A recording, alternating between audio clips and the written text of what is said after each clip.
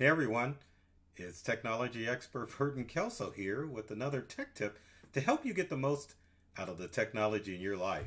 Today we're talking about how to avoid phishing scams this holiday season. Now, I'm not a scammer, but I'm definitely prepared to stop cyber criminals and to help you prevent all of the various phishing schemes out there. Obviously, we're not going to the old watering hole with the old fishing rod, but this kind of gives you an idea of what cyber criminals attempt to do when it comes to phishing.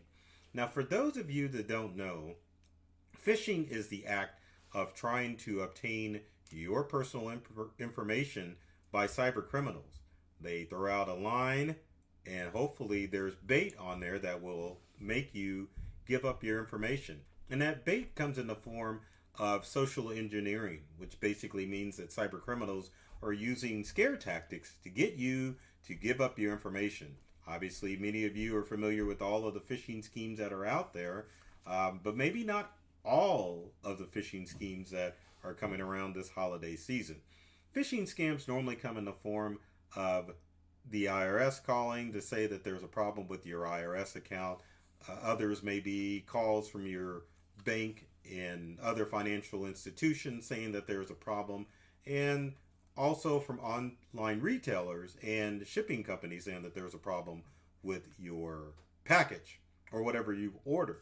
So with that said, there is ways that you can protect yourself from phishing schemes out there, but keep in mind it's not just the same old phishing schemes that you're used to. There are several more phishing schemes that are starting to come into prominence during this holiday season.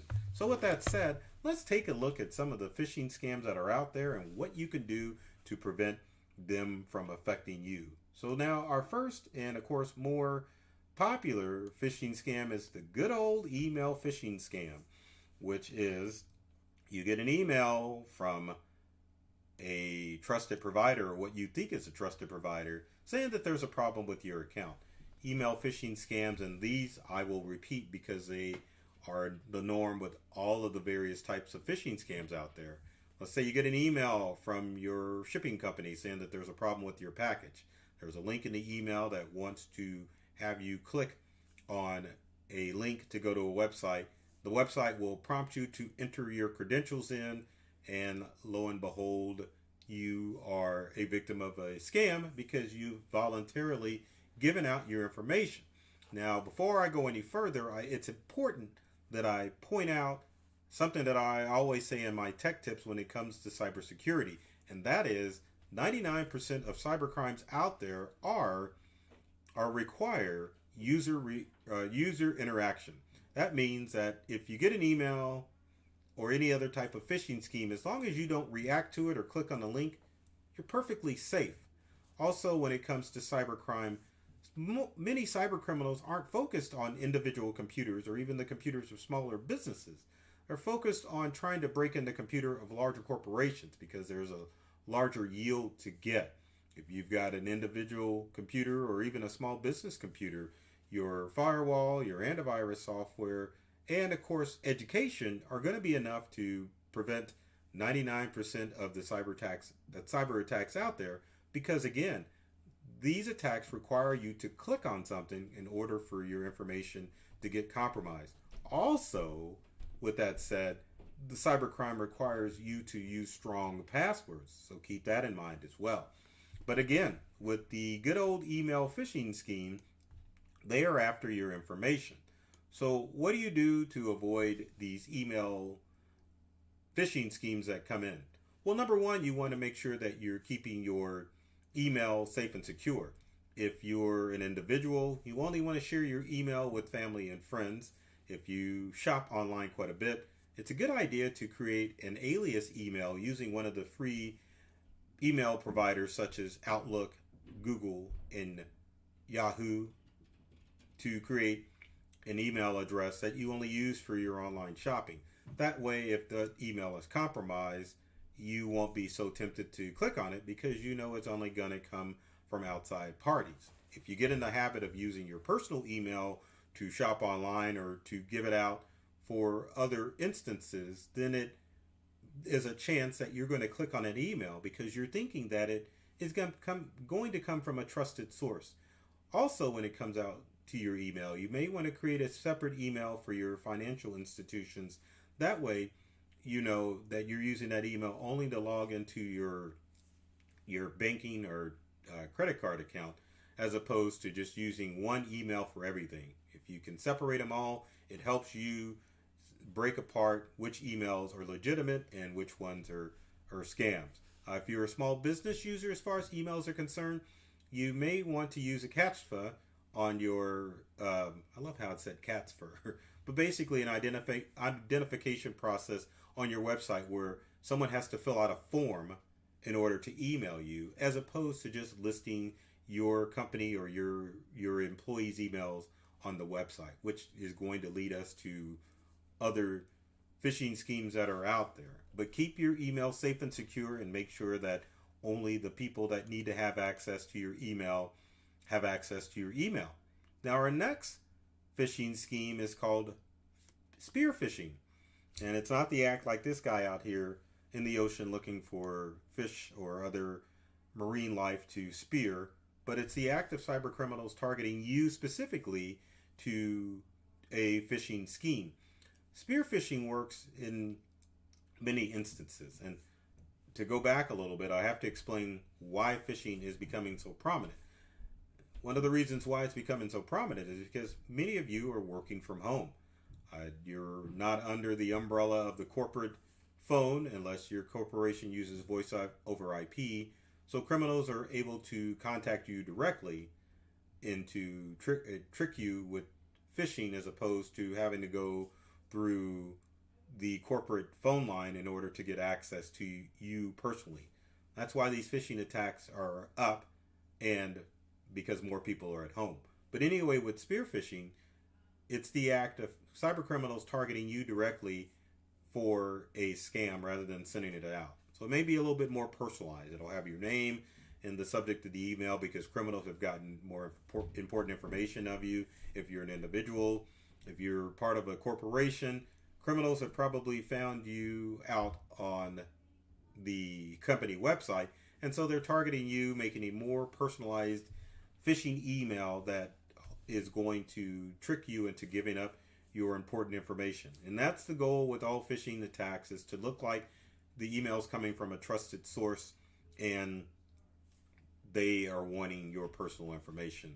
So if you get a personalized email spear phishing scam email, call the person back that it looks like it's coming from, whether it be your financial institution, a friend, or even an employee. Make sure that you are calling them back to verify that they're the ones that are asking for that personal information. It's better to be safe than sorry when it comes to a spear phishing or any phishing scam. Now, our next scam kind of goes with there she blows, because it's considered or called a whale phishing scam. And with whale phishing, cyber criminals target CEOs and executives of larger corporations. What they'll do is they'll either act as an employee that needs important information from you, the CEO, or it can work in reverse, where it's the CEO whose email has been compromised and they're asking the employee for company information. Now, whale phishing can be prevented by making sure that top executives of your company, that you're not sharing their email. If it's on the website or other forms, electronic or otherwise, you want to make sure that you're removing that information off of the website so that cyber criminals aren't able to peruse. Another thing that you want to make sure that hasn't happened is that you want to look on the dark web and to find out if corporate emails have been compromised. And a website that I always talk about is a website called haveibeenpwned.com. And let's pull it up. So many people think that Have I Been Pwned is more geared towards individuals as far as websites are concerned, and email. But it can also be used to corporate websites as well, or corporate email as well, because with haveibeenpwned.com, if I can get to it, you can put a corporate email in here to find out if it's been compromised. And emails are compromised by various different ways. There's data breaches that occur in many fashions. People were careless, the corporation was compromised, but you can definitely use Have I Been Pwned to find out if that email has been compromised in order to help your company or yourself take steps to make sure that you aren't going to fall for a phishing scheme. Next is a phishing scheme called Vishing. Now, Vishing stands for voice phishing, meaning that people are calling, asking for your personal information with a voice call. Now, I think everyone out there is familiar with this because this has to do with the old IRS scam or the old, there's a problem with your bank scam or Medicare or Medicaid. What happens? You get a phone call. Obviously, there's a problem with your account and we need to do something with it, but we can't do anything to help you out unless you give us your personal information. And phishing has been around for a long time, but again, more people are home, so phishing schemes have definitely popped up as far as cyber criminals using this tactic in order to trick people into giving up their important information. If you encounter a phishing scheme, the most important thing to do is to remember, never give out personal information over the phone.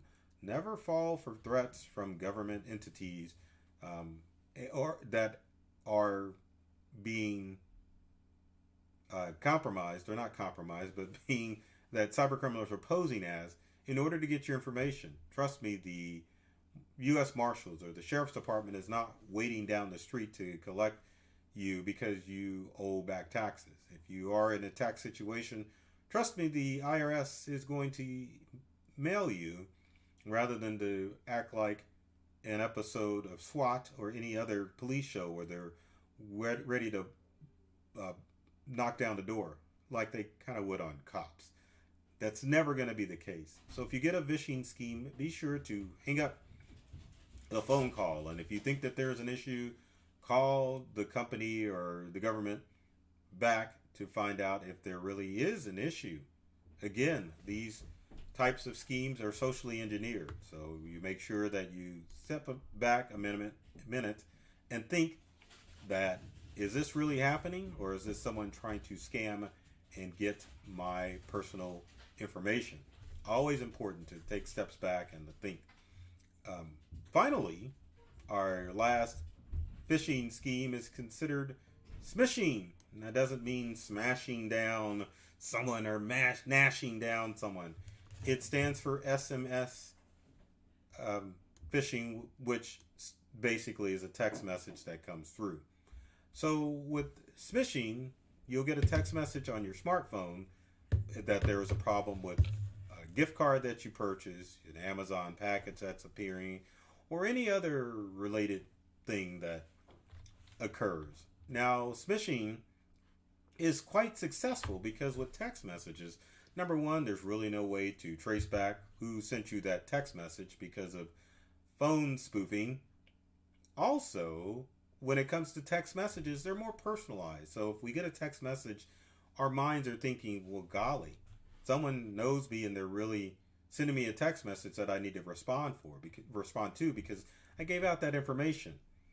But like with phishing and other phishing scams, it's very important to make sure that you are not handing out your mobile number, because the more that you share, the more that you can be scammed as far as these messages are concerned. So don't give out that mobile number. Only give it out to close family and friends. If necessary, one of the things that you can do to create a fake number is to use Google Voice or to use WhatsApp as creating a temporary number.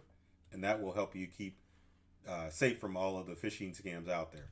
Other things that you can do as far as eliminating some of the phishing scams out there is to sign up for the Do Not Call list. It may not eliminate everything because sometimes your number can be listed or lost in a large-scale data breach, and that's how cyber criminals get it. But registering for the Do Not Call registry will help eliminate some of those phishing scams and some of the text message or phishing scams that are out there.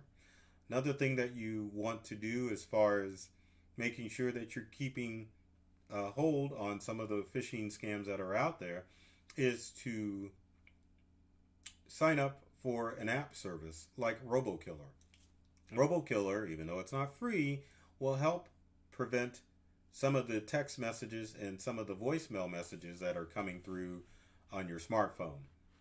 It's an excellent tool and it's really easy to install. Only downside is there's a monthly fee in order to cut down on those text messages.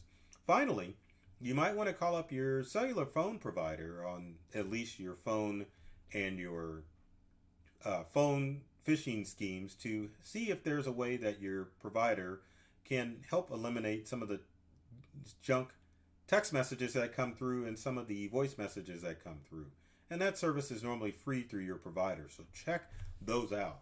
Now, always remember that phishing scams are probably not going to go away anytime soon, but you need to know what steps you need to take in order to protect yourself. And probably one of the best things that you can do if you get a voice phishing scheme email or even a text phishing scheme is to sit back and think if this is real and then call directly to the person to find out if there is truly a problem with you or your account when it comes to phishing.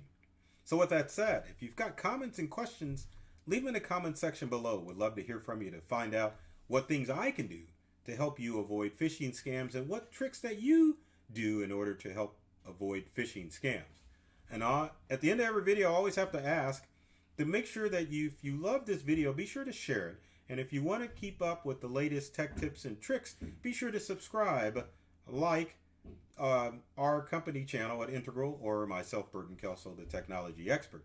We're on Facebook, we're on all of the social media platforms and YouTube, and there's tons of tech tips and tricks that are designed to help you get more from the technology you use at home and at work.